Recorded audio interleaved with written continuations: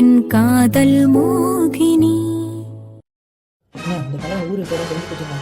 நம்ம ஊர் புருஷனுக்கு அபகரிக்க நினைச்சான்ல, அவனை நான் சும்மாவே விட மாட்டேன். அவனுக்கு இந்த அதிவீரம் யாருன்னு காட்டுறேன். டேய் சூர்யா, நீ இந்த ஆதவன் கூட போய் அவன் என்னெல்லாம் பண்றான், எங்கெல்லாம் போறான்னு டீப்பா வாட்ச் பண்ணு. நான் உனக்கு 2 நாள் தான் டைம்.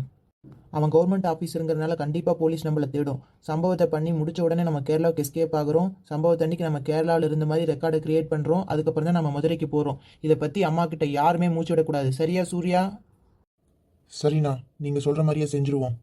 சரி, நான் ஹோட்டல் ரூமுக்கு போறேன். அவன் எங்கெங்கெல்லாம் போறான்னு வாட்ச் பண்ணிட்டு வாங்க. டேய் ஆதுவா, இன்னும் எவ்வளோ நேரம் தான்டா அந்த கிழவனுக்கு வெயிட் பண்றது? இல்லா, எனக்கே கடுப்பா இருக்கு. அண்ணன் மட்டும் நம்மளை இங்க நிக்க வச்சுட்டு ஹோட்டல் ரூமுக்கு போயிட்டான். கண்ணு கட்டின தூரம் வரைக்கும் யாரையுமே காணுமே. டேய் அங்க பாரு, அந்த கிழவன் வரான். என்னடா இது, கூடவே அவனோட பேத்தியும் கூட்டிட்டு வரான். இப்ப எப்படி அவனை கடத்துறது?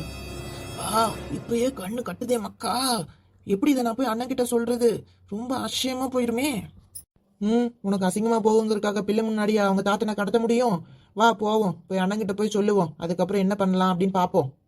இப்படி கை கட்டினது வாய் கிட்டாம போயிருச்சே. சரி வாடா போவோம். டேய் ரூம் வரைக்கும் வந்தாச்சு, எப்படி அண்ணங்கிட்ட போய் சொல்றது? வாயில தான் மக்கா. அண்ணன் கொடுத்த காசுல நல்லா ஊர் சுத்திட்டு 2 நாளா நல்லா என்ஜாய் பண்ணோம்ல. வா போய் அடியும் வாங்குவோம். என்னது அடியா? என்னால வாங்க முடியாது. அண்ணன் எப்படி அடிக்கும் தெரியும்ல.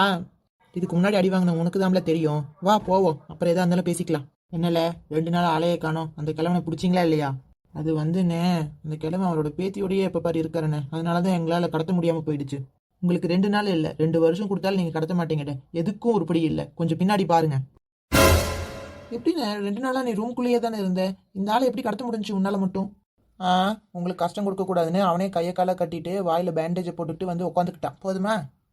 அகரா, அப்படியெல்லாம் சொல்லாதலே. நாங்கள் எவ்வளோ பெரிய ஸ்கெட்சை பக்காவாக போட்டு முடிச்சோம் தெரியுமா? கடைசியில் அவன் பேத்தியை கூட்டிகிட்டு வந்துட்டான். அதுதான் எங்களால் கடத்த முடியாமல் போயிடுச்சுலே. ஆமாம், ஒரு வேளையும் உருப்படியே செஞ்சிடாதீங்களே. அகரா, இந்த போஸ்டில் நீ எப்படி இருக்க தெரியுமா? அப்படியே சினிமாவில் வர ஹீரோ மாதிரியே இருக்கல. இந்த வெட்டி பேச்செல்லாம் இங்கே வேணாம்ல. இவனை ஃபஸ்ட்டு பக்காவாக எவிடன்ஸே இல்லாமல் பேக்கப் பண்ணுற வழியை பார்க்கணும்ல. இவன் கவர்மெண்ட் ஆஃபீஸருங்கிறனால போலீஸ் கண்டிப்பாக நம்மளை நொங்கு எடுத்து உண்டு இல்லைன்னு பண்ணிடும். அதனால இன்னைக்கு தேதியில் நாம கேரளாவில் இருக்கிற மாதிரி எல்லா எவிடன்ஸையும் பக்காவாக ரெடி பண்ணிட்டல. இன்னைக்கே இவனை போட்டு தள்ளிட்டு நம்ம எஸ்கேப் ஆயிடணும்ல. டேய் சூர்யா மாதவா, ஆக வேண்டிய வேலையை பாருங்களே. டேய் சூர்யா மாதவா, எல்லா எவிடன்ஸையும் பக்காவாக எரேஸ் பண்ணிட்டீங்களே. அகரா, அதெல்லாம் பக்காவாக பண்ணியாச்சு. போலீஸ் பிடிக்கிறதுக்குள்ள நம்ம கண்டிப்பாக கேரளா போய் சேர்ந்துடலாம். அகரா, 2 நாளாக கண்ணு முழிச்சு வேலை பார்த்தது எனக்கு ரொம்ப டயர்டாக இருக்குது. நான் தூங்கினா எந்திரிக்க மாட்டேன். வண்டி எங்கேயுமே நிறுத்தக்கூடாது. ராத்திரியோட ராத்திரியே கேரளா போய் சேரணும்டே. கவலையை விடு அகரா, வண்டியை எப்படி கொண்டு போய் நிறுத்துறோன்னு மட்டும் பாரு. நீங்கள் 2 பேரும் தான்டே என் கவலையே. சரி சரி, நீ போய் தூங்க அகரா. நம்ம நாளைக்கு காலையில் பார்க்கலாம். என் தலையெழுத்தான் இப்படி இருக்குண்ணா. கண்டிப்பா என் அனுப்பின மோகன தலையெழுத்தும் இப்படி ஆக நான் விட மாட்டேன். கண்டிப்பா நான் ஏதாவது ஒரு முடிவு எடுத்துதான் ஆகணும். அவ இறந்து நான் இறக்குறதுக்கு அவளாவது நல்லபடியா எங்கேயாவது வாழட்டும். கடவுளே. தெரியாமா, எதுக்கு என்ன இந்த நேரத்துல யாருக்கும் தெரியாம வர சொன்னீங்க? எனக்கே தலைக்கு மேல வேலை இருக்கு. சத்தம் போட்டு பேசாதடி. உங்ககிட்ட ஒரு முக்கியமான விஷயம் சொல்றதுதான் கூப்பிட்டேன். கண்டிப்பா இந்த விஷயத்துல நீ எனக்கு உதவி பண்ணியே ஆகணும் வள்ளி. எப்படியாவது என் மருமக மோகனஸ்ரீயை நீ தான் காப்பாத்தி கொடுணும். என்னம்மா திடீர்னு நடுராத்திரிக்கு யாருக்கும் தெரியாம வர சொல்லி என்னென்னமோ சொல்லிட்டு இருக்கீங்க? எனக்கு ரொம்ப பயமா இருக்கு. அவளை யாருக்கும் தெரியாம அரண்மனைக்கு வெளியில எப்படியாச்சும் கொண்டு போய் விட்டுடுறா வள்ளி. எது, மோகனம்மாவை வெளியில கொண்டு போய் விடணுமா? என்ன விளையாடுறீங்களாம்மா? யாருக்காவது தெரிஞ்சு என்ன தொலைச்சு கட்டிடுவாங்க. ஒரு நிமிஷம் உங்க மகனை பத்தி யோசிச்சு பார்த்தீங்களா? வீரத்தி மையாவுக்கு தெரிஞ்சு அவ்வளோதான், அடுத்த நாளே நான் காலி. தயவு செஞ்சு இந்த ஒரு உதவியை மட்டும் செய்யுமா வள்ளி. இல்லைன்னா மோனாஸ்ரீயும் நானும் நாளைக்கு செத்துதாம்மா போகணும். எது, செத்து போகணுமா? என்னம்மா சொல்றீங்க? என்ன நடக்குது இந்த அரண்மனையில? நீங்களும் மோனாஸ்ரீ அம்மாவும் எதுக்கு சாகணும்னு சொல்றீங்க? நாளைக்கு உங்க மகனுக்கும் மோனாஸ்ரீக்கும் தானே கல்யாணம். நீங்களே இப்படி சொல்லலாமா? நான் எல்லாம் தெரிஞ்சுதாம்மா பேசுறேன். என் மகனுக்கு கண்டிப்பா மோனாஸ்ரீயை கட்டி கொடுக்க முடியாது. கண்டிப்பா என் மருமக சந்தோஷமாவே இருக்க மாட்டான். எப்படியாவது எனக்காக மோனாஸ்ரீயை எங்கிருந்து வெளியில அனுப்பிச்சிடுமா? எது, இந்த அரண்மனையில் அப்படி என்னதாம்மா நடக்குது? கொஞ்சம் எனக்கு விவரமா சொல்றீங்களா? கண்டிப்பாக நான் எல்லா உண்மையும் சொல்கிறேம்மா. ஆனால் அதுக்கப்புறம் நீ எனக்கு உதவி செய்யணும்னு வாக்கு கொடு.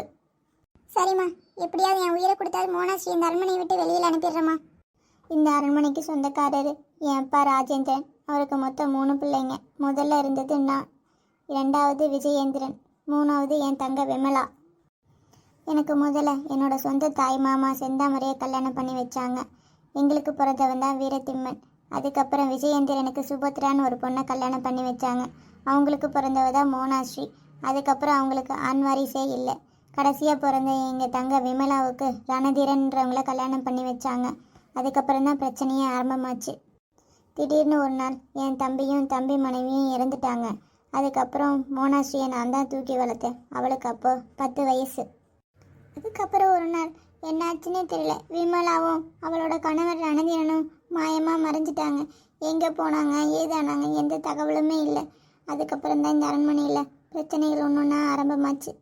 அதுக்கப்புறம்தான் என் கணவர் செந்தாமரை அவரோட சுயரூபத்தையே காட்ட ஆரம்பித்தார். தினமும் என்னை கொடுமைப்படுத்த ஆரம்பித்தார். என் மகனையும் அவர் கூட கூட்டு சேர்த்து வளர்க்க ஆரம்பித்தார். எல்லா கெட்ட பழக்கத்தையும் சொல்லி கொடுத்தாரு. பாவம் இந்த மோனாஸ்ரீ, அவளும் என்னோட சேர்ந்து ரொம்ப கஷ்டப்பட்டா. அதுக்கப்புறம் என்னாச்சுமா? இந்த அரண்மனையோட சொத்து முழுக்க மோனாஸ்ரீ பேரில் தான் இருக்குது. அதனால தான் அவளை ரொம்ப கொடுமைப்படுத்தினாங்க. நாளைக்கு அவளை கல்யாணம் பண்ணிக்கிட்டு சொத்து முழுக்க அடையிறது தான் அவங்களோட லட்சியமே. அதுக்கப்புறம் மோனாஸ்ரீயை கொண்டுடுவாங்க. மோனாஸ்ரீ உயிரோட இல்லைன்னு நானும் செத்துடுவேன். என்னால் எதுவும் செய்ய முடியாது. தயவு செஞ்சு மோனாஸ்ரீ இங்கேருந்து கொண்டு போயிருமா. அவள் கண்டிப்பாக இந்த அரண்மனையை விட்டு வெளியில் போய் சந்தோஷமாக வாழ்வான்னு எனக்கு நம்பிக்கை இருக்குது. அந்த கடவுள் துணை கண்டிப்பாக இருக்கும். இந்தாம்மா, இந்த பேக்கில் கொஞ்சம் நகையும் பணமும் இருக்குது. இதை கொண்டு போய் மோனாஸ்ரீட்ட கொடுத்து எப்படியாவது அவளை தப்பிக்க வழி செஞ்சுட்டு வாம்மா. உன் கையை காலான்னு நினச்சி கேட்குறேன். ஐயோ, அப்படியெல்லாம் சொல்லாதீங்க பெரியம்மா. சின்ன வயசுலேருந்து என்னை வளர்த்தவங்களே நீங்கள் தானே. இந்த அனாதைக்கு வாழ்க்கை கொடுத்ததே நீங்கள் தானே. உங்களுக்காக இதை கூட செய்ய மாட்டேனா? கொடுங்க. சரிம்மா, பத்திரமா போயிட்டு வா. இந்த ஜென்மத்தில் நான் மோனாஸ்ரீயை பார்க்க முடியும்னு தோணலை. நாளைக்கு விடிஞ்ச என்ன நடக்கும்னு தெரியலை. பத்திரமா போயிட்டு வாங்கம்மா. வரேன் பெரியம்மா. சின்னம்மா. ஐயா நீயா இந்த நேரத்தில் இங்கே எதுக்கு வந்த? என்னை பெரியம்மா தான் இங்கே அனுப்பிச்சி விட்டாங்கம்மா. பெரியம்மா இந்த நேரத்தில் எதுக்கு உன்னை அனுப்பிச்சி விட்டாங்க? உங்களை இந்த கல்யாணத்தை தடுத்து நிறுத்தி இங்கே இருந்து கூட்டிகிட்டு போகதாம்மா. எது, ஓடி போகிறக்கா? ஆமாம்மா, உங்களை மட்டும் பத்திரமா இந்த அரண்மனைக்கு வெளியில் கொண்டு போய் விட்டுட்டு வர சொல்லி கொஞ்சம் நகையும் பணமும் கொடுத்து விட்டுருக்காங்கம்மா பெரியம்மா. இல்லை, அத்தை இல்லாமல் நான் எங்கேயும் போக மாட்டேன். அத்தையும் கூட்டிகிட்டு தான் போவேன். அது கண்டிப்பாக முடியாது சின்னம்மா. உங்கள் அத்தை நாளைக்கு கண்டிப்பாக இங்கே இருக்கணும். இல்லைன்னா உங்களையும் தேடி ஆளுங்க வந்துடுவாங்க. உங்களை கொண்டு போட்டாலும் போட்டுருவாங்க. தயவு செஞ்சு இங்கேருந்து கிளம்பிடுங்கம்மா. எனக்கு இந்த அரண்மனையை விட்டு வெளியில் போனால் என்ன பண்ணுறதுன்னு கூட தெரியாது. இந்த அரண்மனையை விட்டு வெளியில் போய் நான் ஒரு 10 வருஷம் இருக்கும். இந்த அரண்மனைக்கு பின்பகுதியில் பெரிய காடு இருக்குது. அதை தாண்டி போனீங்கன்னா மெயின் ரோடு வரும். அங்கேருந்து ஏதாவது வண்டியை பிடிச்சி தமிழ்நாடு போயிருங்கம்மா. தயவு செஞ்சு இங்கே இருக்காதீங்கம்மா. எப்படியாவது தப்பிச்சு போயிருங்க. இந்தாங்க பணம் நகையெல்லாம் இதில் இருக்குது. ரொம்ப நன்றி வள்ளி. இந்த உதவியை நான் மறக்கவே மாட்டேன். வா போகலாம். இப்படியோ உங்களை இந்த அரண்மனைக்கு வெளியில் கொண்டு வந்து விட்டாச்சு. இதுக்கு மேலே நீங்கள் தாம்மா போய்க்கணும். பத்திரமா போயிட்டு வாங்கம்மா. என்னோட அத்தையை பத்திரமா பார்த்துக்கோ வள்ளி. எனக்கு நம்பிக்கையாக இந்த அரண்மனையில் இருக்கிறது நீ ஒருத்தி மட்டும்தான். நான் போயிட்டு வரேம்மா. இங்கே நிற்கவே ரொம்ப பயமாக இருக்குது. எப்படியாச்சும் வேகமாக மெயின் ரோட்டுக்கு போயிடணும். இவ்வளோ நேரமாக நிற்கிறேன், ஒரு வண்டியை கூட காணுமே. கடவுளே, எனக்காக யாரையாவது அனுப்பி வை.